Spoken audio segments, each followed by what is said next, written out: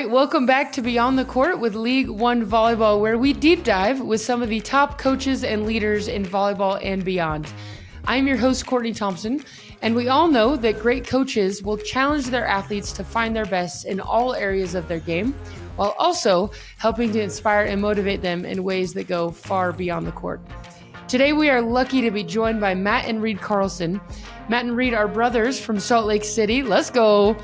Who in 2009 purchased Club V, and they started with 2 courts, no heating, no air conditioning, just a passion for giving back to the next generation. Over the next 15 years, they have grown Club V into one of the best clubs in the country and have sent over 400 athletes to play collegiate volleyball. Not only are they amazing people who are committed to their craft, leaders in their community, they're wicked good skiers, and most importantly, have created a culture at Club V that really puts people first. I am so fired up to share this conversation and loved hearing all that Matt and Reed have learned over the last 20 years. With that, let's dive right in. So Matt and Reed, thank you for joining us today. Thanks for having us. We're excited to be here with you. Thank you. Awesome. And I know you guys you're at Club V right now. We can hear some of the athletes in the background, which is amazing. And just to kind of get us going here, can you both share a little bit of how you got here in your career? Like, what got you to this point? So when I was in school, I was doing the exercise and sports science and wanted to do strength and conditioning with athletes. I love that. And started a business doing strength and conditioning training. And I had a few clients who found out I had played some volleyball, and they had some daughters and they wanted to get some vert training for them. And so I helped them do that. They were getting a little bit higher in their verticals. And then they asked, hey, do you do private lessons? And of course you're like, yeah, of course I do.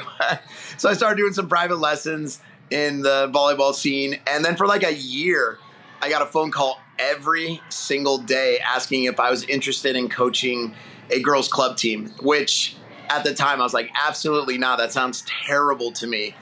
And they persisted. I kid you not. They persisted and persisted and persisted until finally I was like, all right, I'm going to give it a year and we'll see how it goes. And so I took a group of athletes, and I think in the club, they were all kind of from the same high school. And then in the club world, we were definitely middle of the pack here.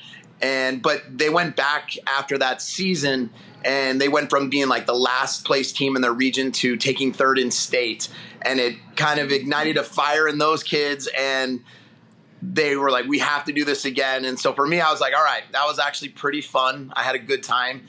If we're going to do this, we need to go get some different athletes to put on this team. And so we went out and got some different athletes and won the region in our age group and club, and the rest is kind of history. And so I didn't want to do any of the admin side. So we had one of the parents doing all of that stuff originally. And then seems like a great choice. Yeah. It's for me, the coaching side was fun, but like figuring out how to put everything else together was just not in my interest or wheelhouse. And so I brought Matt on. I was like, hey, do you want to do this club volleyball thing with me? Her daughter's graduating and she doesn't want to do the admin side anymore. And this was like 2 years in. And Matt he had his MBA and was, I think, absolutely bored in his desk job. And so we decided to tackle this club volleyball thing. And so for us, I mean, we started with like 2 teams. And then the next year, I think we went to like 9 teams. And then it went to like 15 teams. And then within like 4 years, we were at like 30 plus teams. And then we're like, okay, this actually could be like a legitimate thing.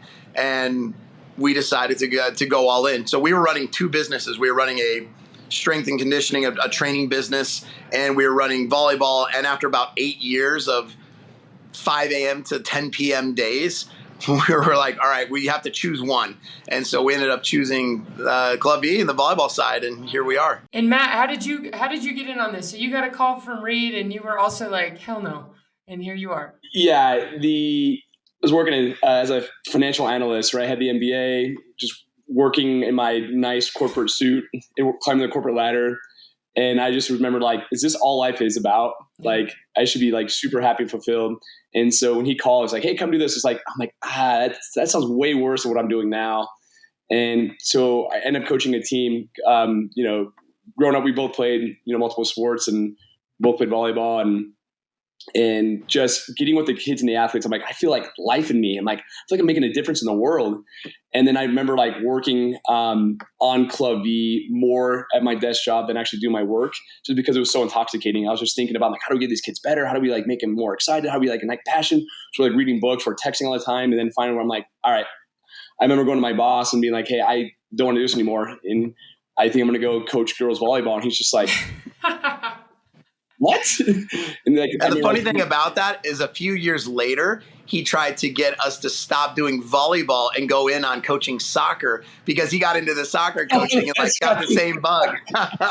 It's right. Yeah, just the really just everything about it. Like, cause obviously, financially took a big hit just, with family and personally and everything. And in time took a way big, hit as well. Cause now it wasn't just, hey, working an 8 to 5 job or 8 to 6. It was like 5 a.m. till 10 p.m. nights. And it was like, I remember some nights at 2 o'clock in the morning, Reed and I were like, all right, we got something course. We got kids coming tomorrow. Or like, we didn't have, heat in our facility. Like we got to figure something out, but it was like the best times ever. It was just incredible. Just trying to figure out how to get kids to be better. And just, I don't know, just, it was going through hell, but it's going like through hell together and then making the best memories along the way. You guys want to become mentally tough? You need to play volleyball in 20 degrees. That'll make you tougher. Who needs it? And it's Salt Lake, not like there's a temperature range there. I was like, I read that. I was like, wow, yeah. This all makes sense now. So there's a ton of purpose in it for you guys early on. And there's so many things I would ask you already, but I got to start with your brothers. And everyone says, hey, it's tough to work with family. So what's the upside and what's the challenge of working with your brother? I don't know if we necessarily have a challenge with that. I think sometimes it might be hard to maybe want to get stuff done. We like hanging out.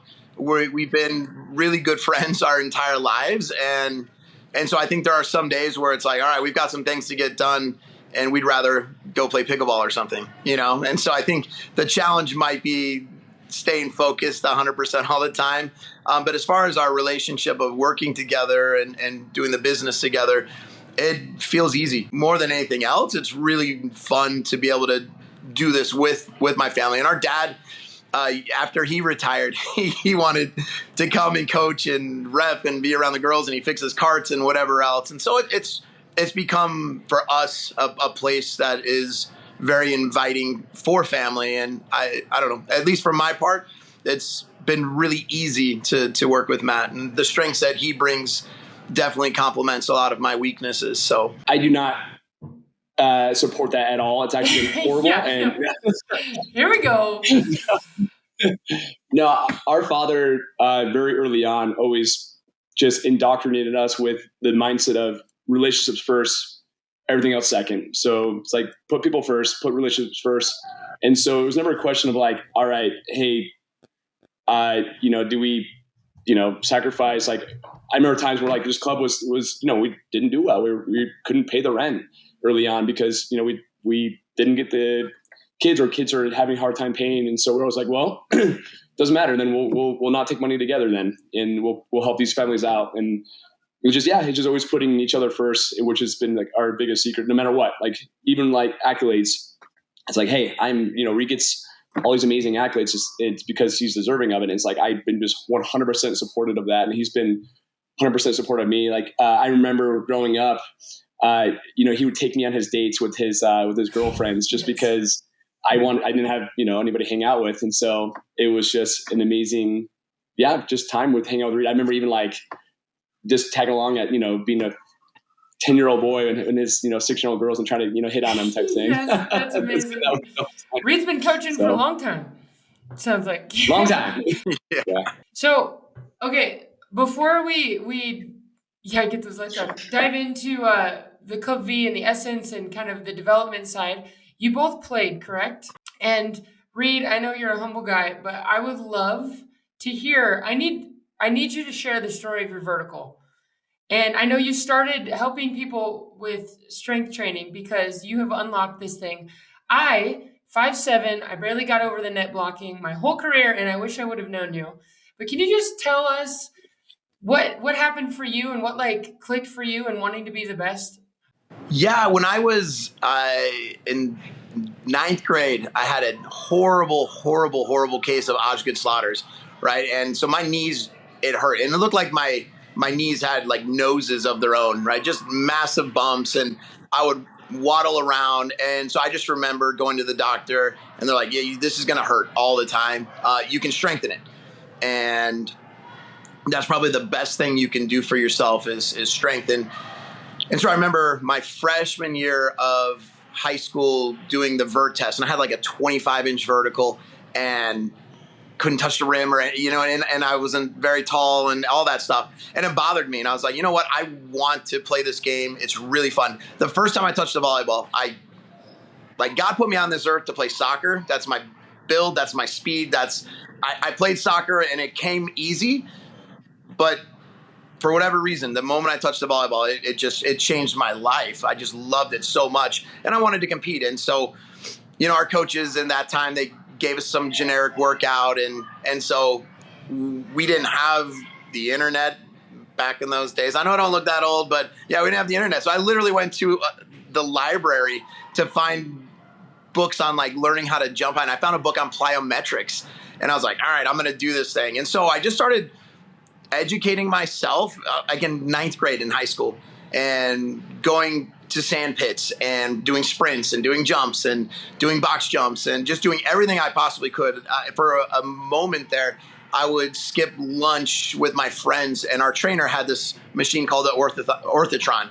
So you do like a leg extension, and as hard as you'd push, it'd give you resistance, and as hard as you'd pull on the hamstring, it'd resist. And so I'd spend my lunch hours doing the Orthotron because A, it helped my knees and made me feel better, but B, there was a sense of empowerment that I was seeing my vertical increase. And so I just became completely obsessed with wanting to jump higher, wanting to be faster, and it just translated into playing volleyball, right? I loved being the smaller guy on the court that could jump and do some things and take people by surprise. And, and I always played myself off as the underdog. And so for my entire career, that's all I wanted to do was prove something to myself, prove something to the competition.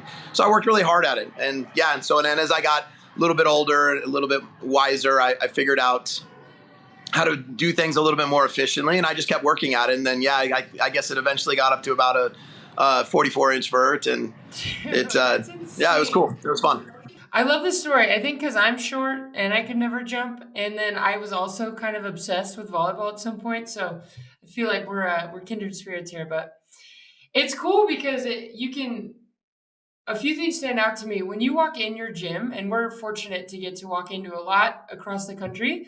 It feels like family, and you feel that right away. And then the other thing is like it's just so obvious that you guys develop athletes at a high level, and you've gone from 2 teams with no air conditioning, no heat, to sending like over 400 athletes to college to compete and live out their dream playing volleyball, which is so cool.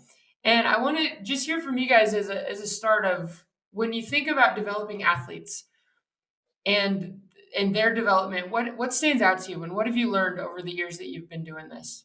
Early on, we recognize that we had this fire of just wanting to do something great with our lives, do something great with the athletes that we come in contact with. And it wasn't translating at first. We had some successes, but we were coaching kids who maybe didn't really, hold the volleyball. And we're like, yes, this is what I want to do. I'm going to be in the gym every day. Because we're like, in our mind, because growing up that way with, Reed being in the gym every day and me just following on Reed's footsteps and just seeing what he did and just, following that pattern, we're easily excitable. And so not having these kids like be in the gym every single day, and we're like, why wouldn't you? Like, we have a gym, come, like use it for free. Like, we don't care. It's here. And they wouldn't. And we're like, what is going on? So we started just researching behavioral science books. I think the book that first started us down the path of just how do we develop athletes is the Talent Code. Mm-hmm. And just recognizing the biggest principle is ignition. And so we spent all of our time in the first few years is like, how do we ignite athletes? We feel this burning desire to get better as coaches and help you guys get better. And athletes, maybe, 1 in 10 were like, I want to be in the gym every day. I want to become the best. They're like, yeah, this is fun. This is great. We're like, no, we want you to be like eating, sleeping, dreaming about volleyball because it's like the greatest sport ever. And also we started looking at these principles of ignition, and all of a sudden pretty soon kids were coming in more and more and more and more and more, and then just working out together. We have like Ronnie Jones, who is a low pro athlete coming here, and his sophomore year, she's like, I want to become good. We're like, she came every single day. She would actually leave school, bring her backpack, bring her homework, work out first because she hated doing that, and then she'd go practice with her team, do her homework, then go practice with another team. She did not miss a day for 2 years. We have a summer program called Project V, which is an everyday summer camp, which is 60 days in your summer. She just didn't miss one day. And we gave her like a ball and be like, this is incredible. Like, this is the passion, excited. But being with other kids, she rubbed off on other kids, and other kids rubbed off on other kids. And so it's just like this really great, just get in the gym mentality. Let's just become better. And the kids are ignited. They're excited. They want to get better. They just will do whatever it takes. It's so fun to be a part of and see that ignition. Was that shift more like how you guys framed it, or like almost sold it to the athletes, or like what was the actual change when you went from less buy-in to kind of more? I think the environment you're in can definitely influence. And when we started spending a lot more time in an environment where we created this expectation of, you're here, this is what we do, this is fun, this is what it looks like. And when you model that and kids come in and they see some of these other athletes who are great role models to them, it shifts everything. And so it's amazing what a few people can do in order to change an entire culture. And so I think what Matt and I did is we modeled ourselves differently, brought the excitement, painted the picture, spent time on the mindset side, spent time on educating them on the development side. So they were excited. So their context would change, their perspective would change on why we were doing these things. We opened up the world of, this is what's possible. You can do this in college. You can go to your high schools and be extremely successful. Because we were in an area where a lot of those girls were not the most successful athletes in the state. And so the idea of them going in and competing and winning and going to college and all this was kind of a new thing. And then once kids started doing that and buying in, everybody who came in, they're like, I want to be like that person. I want to be like that person. And the most amazing part is those kids were incredible. They weren't arrogant about it. They were very helpful. And it's been one of the coolest cultures. We have a ton of athletes come back in the summers. Like yesterday, we had 10 of our alumni who are, currently playing college or who have just finished playing college, who are playing pro, scrimmage against our 17s team, so cool, and helping them across the net. And and we've got a lot of those girls who have come back now who are our coaches, and they know what it took to get them there. And they're sharing their story and they're empowering these kids and saying, this is what you can become. And so I think as we started painting the picture better, it got more of that ignition. And as kids started being successful at it, all of a sudden kids come in and are like, well, yeah, this is just what we do. And this is what's going to happen if I follow this process. And so, yeah, it just changed.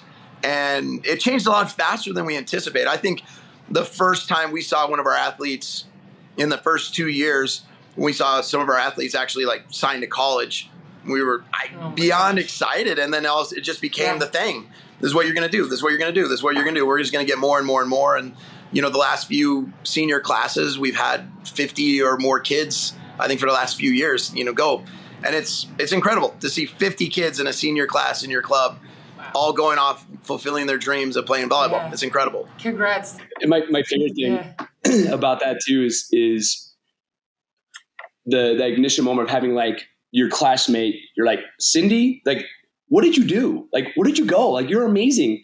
And I think that is the real catalyst with all this is just teammates looking at other teammates being like, what did you do to get so good? Because I remember you last year in high school and you couldn't step over. Now you're like a baller. What happened? And it just, so just changing that belief in themselves is pretty cool. I feel like in all of my experience, one of the best moments as an athlete is when ambition and commitment meet.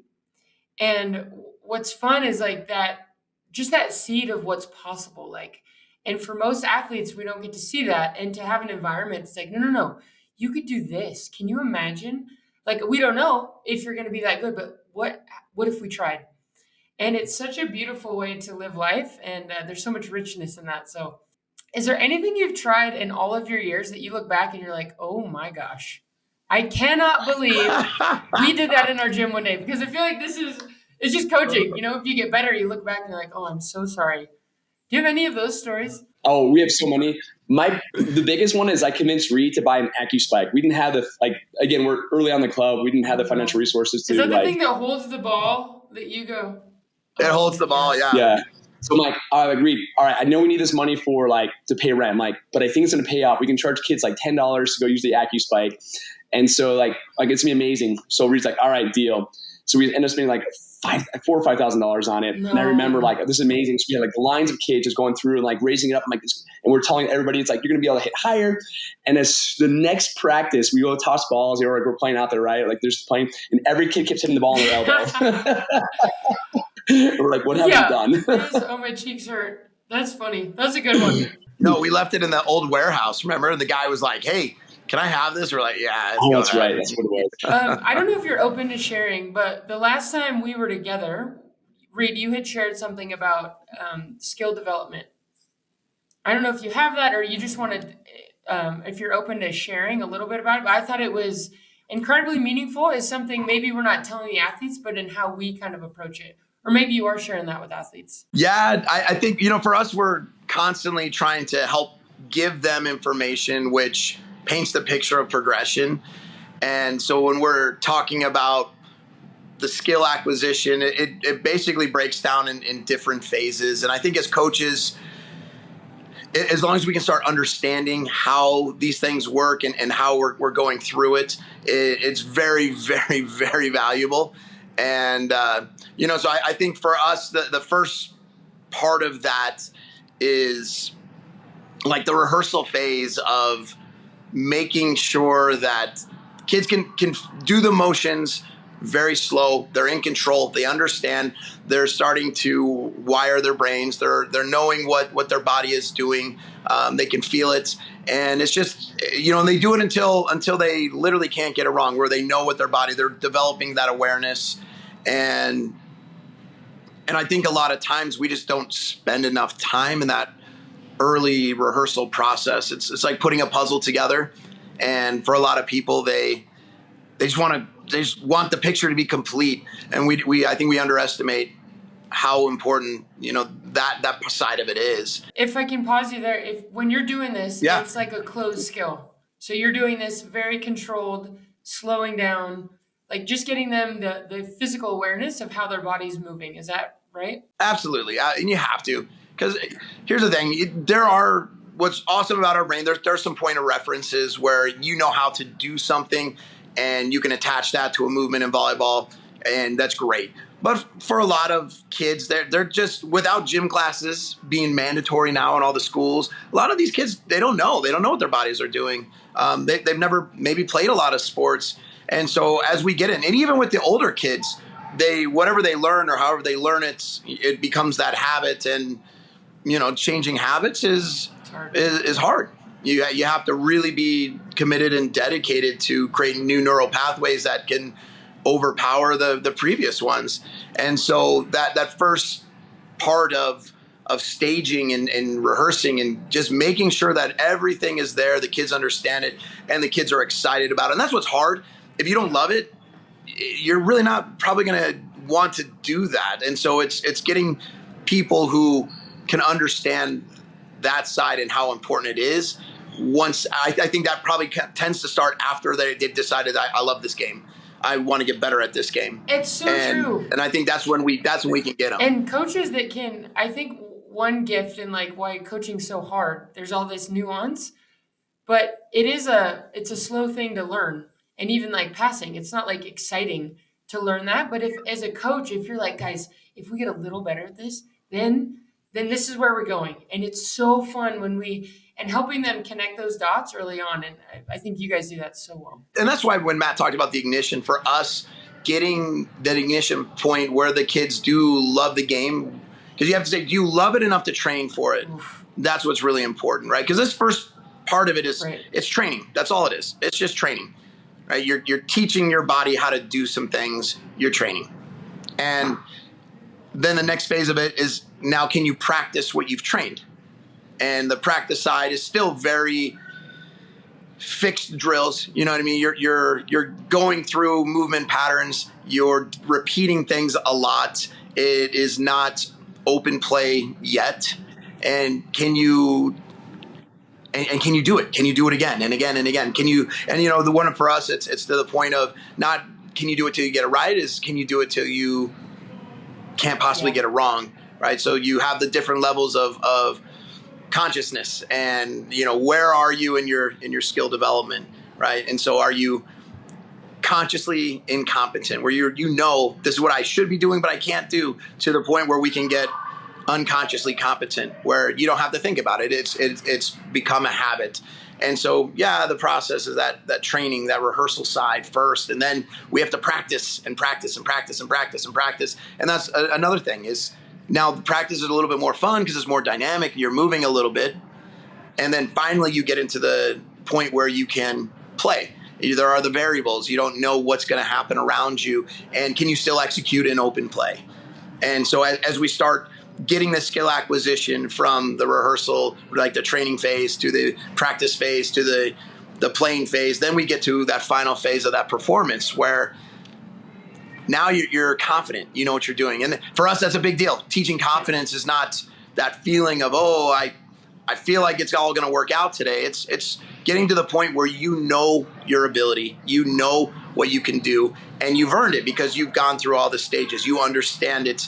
You become incredibly aware of yourself. And so when you're saying, hey, I need to hit this ball over the block to the deep 5, I've got it. I've got to hit this ball, across court around the block. I've got it. I've got to go high hands off this. I've got it. I'm seeing the attacker rolling their shoulder to the line. I've got my hands across the net. I'm pushing my hands in. I've got it. And so we get to a point where you're performing with confidence. And as an athlete, what's better than that is knowing what you can do on the court and letting that take care of itself.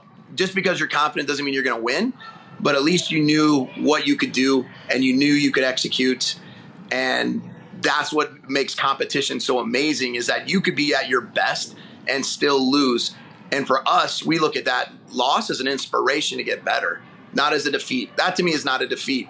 If I did my best and I was fully confident in my abilities and somebody was better than me, that is the most amazing thing in the world, because now they just painted a bigger picture of what I can become if I work even harder than I am right now. And I think that's the message we're trying to sell our kids, our athletes, in every aspect, is don't take these losses like you're meaningless, like you're a terrible person. Take the loss as they did something that you could do if we work a little bit harder. It's inspiring to hear, and this framework is so tangible, and it makes sense. And in a time where I think it's amazing to be a young person, it's also a really hard time, and the rate of anxiety and depression and all of these difficult things for young women especially is so prevalent. And this translates to anything. Oh, I don't know how to do this. I'm just going to apply this, these are the steps in place. But for you guys, of that series of skill acquisition, training it, practicing it, and then competing, what is the most challenging phase, or where do you find the most stuckness for your athletes? Yeah, the one thing in that phase is where we get athletes to buy in super well, is the fact that we offer the courts anytime, because they need reps and feedback, right? And so getting opportunities to train in a sport that requires a net and court to serve or pass or whatever it might be, just giving them opportunity to do that. And then the moment they start playing on that court, you look like, hey, you did some practice, you can do it. And it's just that the application in competitiveness, in competition, in tournaments, when the pressure's on and they practice that one swing 1,000 times, they got it down, they put in the gym every day this week, and all of a sudden now when the pressure's on and the score is 14-14, can they have the mental fortitude? Can they have the we mentioned the confidence, not in like their feeling, but in their abilities to execute at that high level? And that is where it's just like the constant reminder and the constant training, the constant feedback of, hey, this is how we're going to teach you how to think like an elite athlete, is not just hoping and wanting to have this outcome, is you remember the fundamentals. And in those situations, you've done enough times that you can actually just rely on your your neural pathways, your motor programming to execute at that high level. But it's tough with teenagers because interference happens. It's the focus that distracts them. They're going to be in there and they're having 15 different competing thoughts while they're in serve receive. And you're like, yeah, we're going to teach you how to how to control those thoughts and give the feedback there. But that is the hardest part, is that application when the pressure's on and when there are competing thoughts. Yeah, anytime you try to transfer something, when the point matters and you care more about the point than you do about how you're doing something, there's that contextual interference, right? It will get in the way. And so we're trying to help our kids understand that decision making is the number one skill of life. Yeah. Right? Because you look at your habits, and habits are the compound interest of life, right? Well, so you look at compound interest over years, you take money and you have compound interest and it builds and it grows and it grows and it grows and it grows. Our habits are the compound interest of life. So whatever habits you have and you develop, they're going to build you and build you and build you and build you and build you. And over 5 years, you are absolutely the result of your habits, right? And so that's what we're trying to do, is help these kids understand your decisions are going to make your habits. And we're trying to teach them what are the proactive decisions you're making in every aspect of the game that you're playing. So ball needs to get to target. That means your platform angle has to be on target. So you could think, I want to get a good pass, or you can make sure and be proactive in making sure your platform angle is towards the target.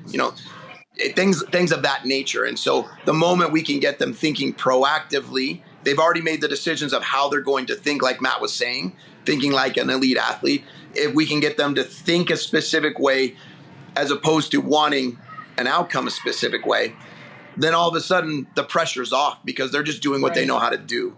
And in the present moment, they're present. It's about my angle. It's not about a kill. The kill is going to happen after contact, not before contact, right? And so that's the whole point, is what are we doing into contact, and was that enough to get it done? And then there's the evaluation and introspection that goes with that, and recognizing, did I do what I wanted to do, and what was I thinking to cause me to do that? And if I did good, let's do it again. And if I didn't, that's what's so great about this stuff, is I can make a change on the very next ball. Yeah, there's so much agency in that. And just getting them to that point of recognizing that volleyball is not who you are, it's what you do. It's not your identity. Because you could stop playing volleyball tomorrow if you wanted to, but it's what you do. And if what you do brings you happiness and fulfillment, then let's go all in. Let's make this the best experience you could possibly make for yourself. And I think that's what we're trying to build for these kids, and help them understand how to do that. Because again, we are not tied to our outcomes. We can change our outcomes the next time. Yeah, and sometimes things work out awesome, and sometimes things don't. There's been some horrible losses and some horrible moments, but you don't have to repeat those if you're aware and you're willing to make different choices, right? And it's what makes it so fun, that we don't know. And you sometimes fall short. And to be in that arena with people that you care about, to me, is like the best thing ever. But I think the best way to train mental skills is to have, it's all so connected, right? And hearing you guys talk about that, you are training all of this internal locus of control. You're training attention. You're training being present. So is there anything, you just mentioned a lot of them, but like what else, when you think about, man, we'd love to teach these mental skills to our athletes, what are the first few that come to mind are the most important? And then how do you do that other than what you just said? I'll kick things off because we're smirking, because this is like what he's talking today about with his athletes in one of our camps. But what's really interesting is that the volleyball is holistic, and we all try to think that we found the golden ticket. This is the one skill that if we have, it's going to help with everything else. And what we recognize is that part of training your mindset and your mentality is like, hey, how do you treat your body? As a huge component to it. And so not just focusing on we used to do concentration grades, right? Where people had to teach them how to focus more with all our athletes ahead of time. We used to do meditation before practices and after practice, and reflection, and actually walk them through a guided meditation. And we realized that this is all good individually, but not enough. And so then what we recognize is that, hey, let's make sure that first and foremost, we're taking care of our bodies. And so working out, eating healthy, drinking water, getting enough sleep, and that's only a small component still, right? And so the next thing that we really focus on is how do we direct our thoughts? That's really what our next biggest thing is, just like, hey, you have 65,000 thoughts you're going to have this day. Whatever you're thinking about is going to bring on these feelings, right? So then pretty soon one thought will trigger these emotional feelings, good or bad, which then your feelings become the minds of thinking. And so if you're having these, like, a negative thought and that's triggering this really negative feeling, well, now you're thinking with your feelings. And so your body's like, oh, I know this feeling. I got it. Brain turn off. And so then they're like competing internally all the time. You can see it on the athletes' faces and their bodies. And so giving the tools to control their thoughts and reframe their perspectives, because everything, Reach mentioned earlier, is if you can help reframe this moment, like, hey, I shouldn't just pass, where there's a lot of shame and guilt in serve receive, say for like a libero, and also thinking, oh man, I should have got that. Well, that thought triggers the feelings of shame and guilt, and now your body's saying, oh, I know this feeling, I got this, brain turn off. And so how can you perform with shame and guilt going through your whole body, right? You have all those peptides, you produce all these chemicals, and you're feeling that. And then now you're in this internal battle, and how can you be present? And so kind of walking through that pipeline of let's take care of our bodies, let's take care of our thoughts. But when you do have competing thoughts or negative, let's use these tools to help reframe it and reframe your perspective, because if you have this perspective like, hey, I'm not a bad person because I messed that, I just misread it. Let's refocus on what I can do. And then you start talking about identity is it's like the whole example we give with that one study with the superheroes, where they had all those fifth graders that were trying to solve an impossible puzzle. Yeah. One as themselves and one as their superheroes, right? And so understanding that, hey, if you look at your identity and say, hey, you're a hard worker, you're not same thing with Carol Dweck and the mindset, but giving these tools to say, hey, no, this is a challenge. Go make a challenge, get after it. And once they change that perspective, they control their thoughts, and again, then they start becoming more productive. And now they're not having this interference or this, contextual interference that we mentioned earlier. That thought of that we aren't our thoughts, even that alone to teach a young person is so powerful. So, man, I'm wishing I would have played for you guys. Yeah. Oh, whatever. The Olympian. You didn't do too good on your own. I have a question for you guys. Can you teach athletes to compete? I'm kind of like radically optimistic in this arena. However, I've also, I haven't been in so many seasons where I've coached athletes from start to finish, which I recognize is way harder than showing up and talking about these things for 3 days. So how do you guys see that? Yeah, so I've changed. Competing, I think, for a lot of people is winning and losing. And, can you teach athletes how to win? And that's, that kind of stuff. And in my mind, it's changed over the years of, if you want athletes to learn how to compete, what is competing? We define it as enforcing your will over your opponent, or enforcing your will over your skill, enforcing your will over whatever it is that you're taking on. And it's a game. So competition is a game, because I look at it where you have that little kid who loses a game and they start crying, and parents are like, oh, they're just super competitive, but they got their butts kicked. And I'm like, that's not competitive at all. They're whiny. Yeah. They're emotional. That's not competitive. Competitive is, are you in it? Are you playing the game? And so I think absolutely, because all it really takes is teaching somebody how to play the game and understanding the rules and understanding how to manipulate the rules in to their favor, to where they can control outcomes of the other side. If, for example, you're in a game and you can't get a quality swing, you take out the setter, it's going to be an out-of-system ball. That there's a high probability that ball's going to the outside. Your blockers are out there. Your defenders are set up.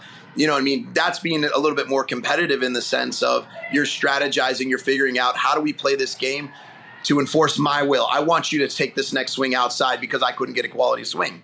Even though I may not get the next point, I may not win the next point, I made you make a choice that I knew you were going to do. And so I think if you can start getting athletes to understand the rules of the game and what you want the other people to do, you can make anyone competitive, because you can control a lot of that. And that for me is just teaching kids. Because I think, again, kids think competition is winning and losing alone. And it's, we're going to measure it that way. But ultimately, it's a whole different game. And so I think you can take anyone and teach them how to play a game, and they can become really darn good at it. Because you can take an athlete who's not on that top team or whatever, and all of a sudden you watch them play and they start doing some things, and you're like, whoa, that was really smart. Whoa, that was really smart. Whoa, that was really smart. And they are enforcing their will. Maybe they don't win, but they're enforcing their will. And that, to me, gives athletes a sense of empowerment, in the sense that they can do what they want to do.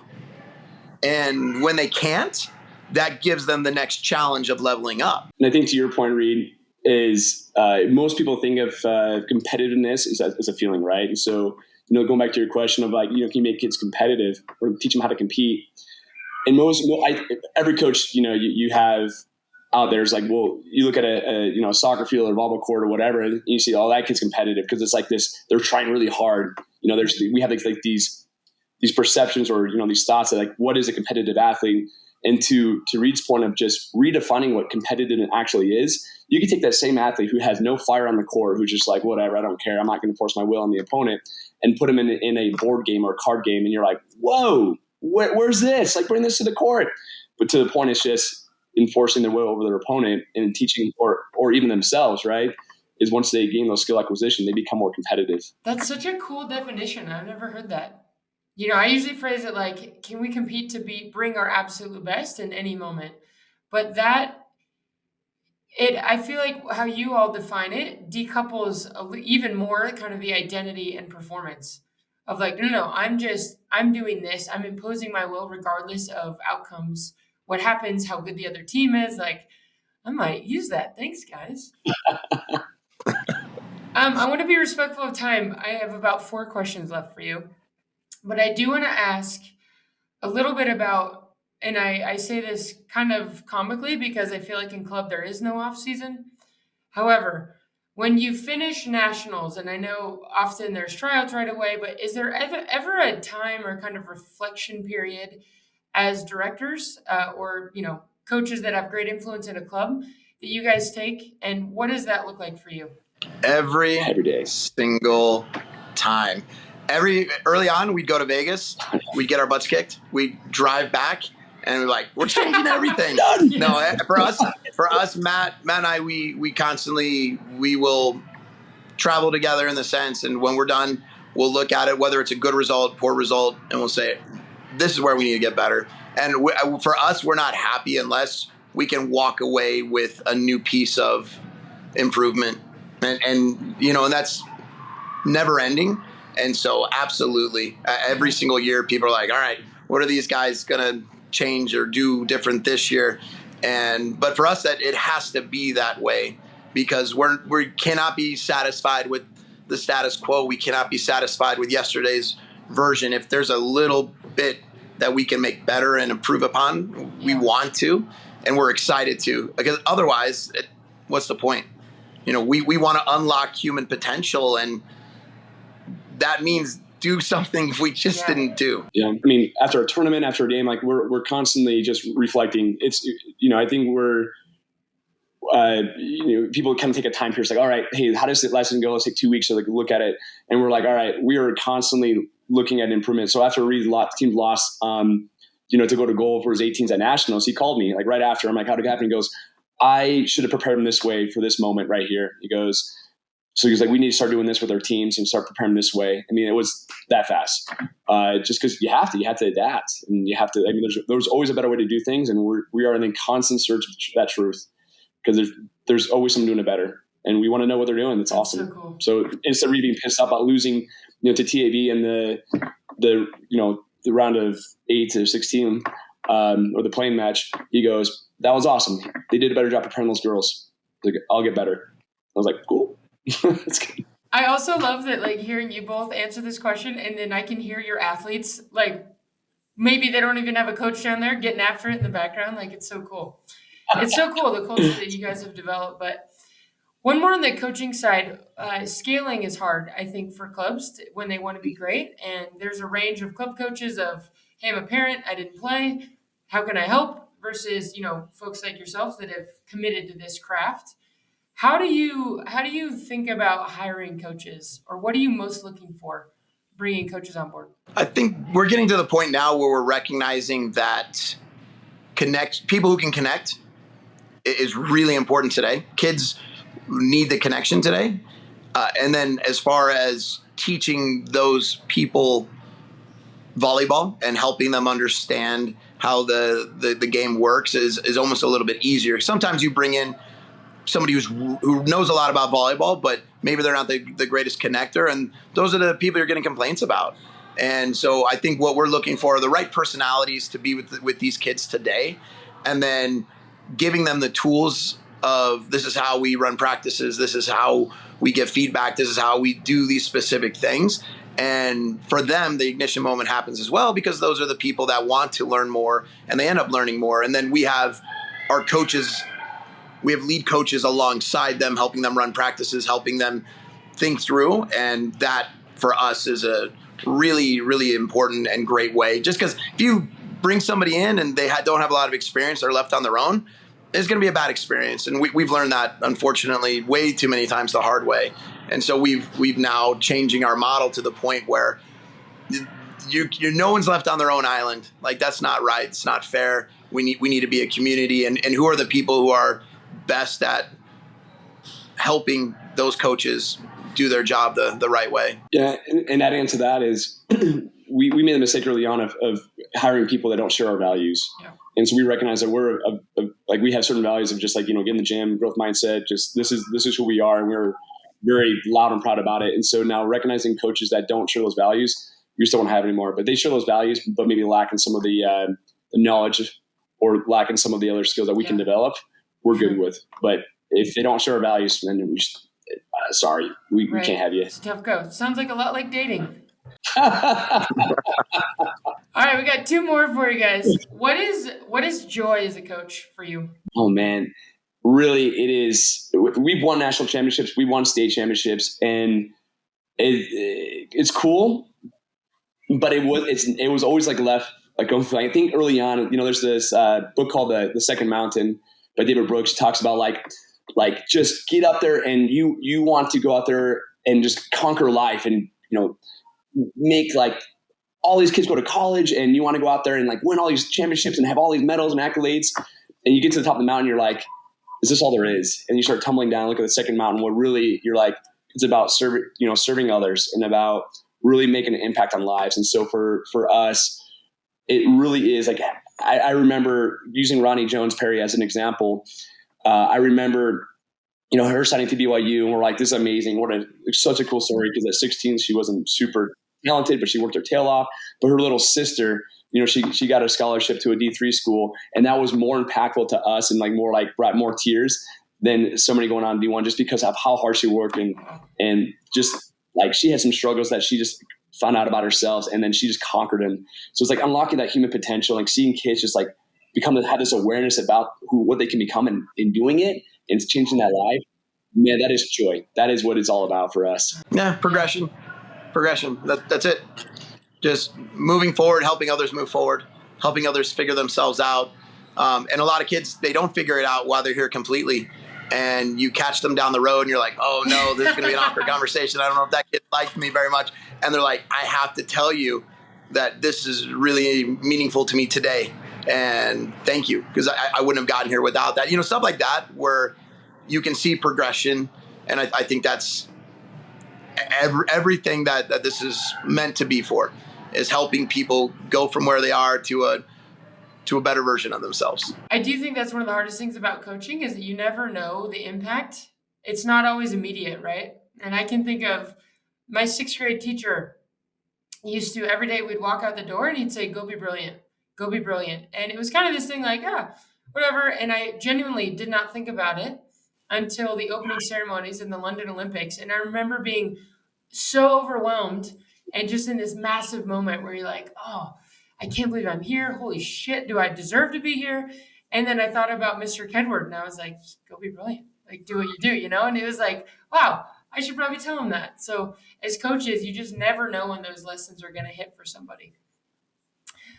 All right. Lastly, I want to ask if you were to leave coaching tomorrow and your legacy was to, well, you guys are living your legacy, but if you could have every youth coach understand one thing a little bit better, what would that be?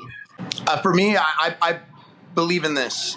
I believe success comes from having high expectations and then taking high accountability for the accomplishment of those expectations. And so I think for me, 100% comes down to helping people raise their expectations and raise their level of accountability towards making those things happen. And when I was done, if enough people learn that message and can share that with others, then I'm happy, because that for me is the message I will preach from mountaintops. And kids today, you're either holding yourself accountable or you're making me your accountability partner. And you may not like me being your accountability partner because I'm not going to let you off the hook. But when you can become your own accountability partner and make things happen that you want to happen, that's when things are beautiful in life. I think the one thing I would want every youth coach to know is, as you level up yourself, those who follow you will grow exponentially. And so I think so many times as youth coaches, we look at it and say like, oh, I'm going to help this kid. I'm going to help this kid. It's like the best thing you can do is help yourself become the best version of yourself. Like, just be curious, be studious, be aware of what your strengths and weaknesses are, get better. And again, the 1% you make, you're going to have a 10%, 12% impact on everybody else around you. And the more you can level up yourself, again, the more you're going to just make a huge impact. But I think we always look at it like, I got to help this kid. I got to help this kid. It's like, focus you, man. And then I promise you that everything is going to take care of itself. Beautiful. You guys, thank you.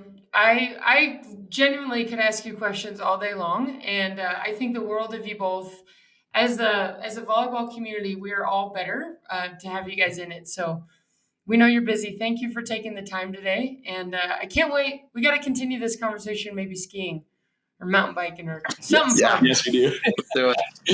We love you. Thanks, Courtney. We're always just blessed to be a part of the organization with you and just learn from you. So just amazing. So thank you so much for having us with you. Thanks, guys. All right. Thank you all for tuning in to Be On the Court. And thanks to our guests, Matt and Reed Carlson, for joining us today. Make sure to hit the subscribe button below so you don't miss the next episode, where we chat with Jordan Poulter, the starting setter and team captain for Team USA, now a gold and silver medalist. We're going to hear all about her experience and the team's experience in Paris and a whole lot more. To learn more about League One Volleyball, follow us on Instagram at LOVB. And in the meantime, keep working hard, having fun, and go on and spread the love today. All right, we'll see you next time.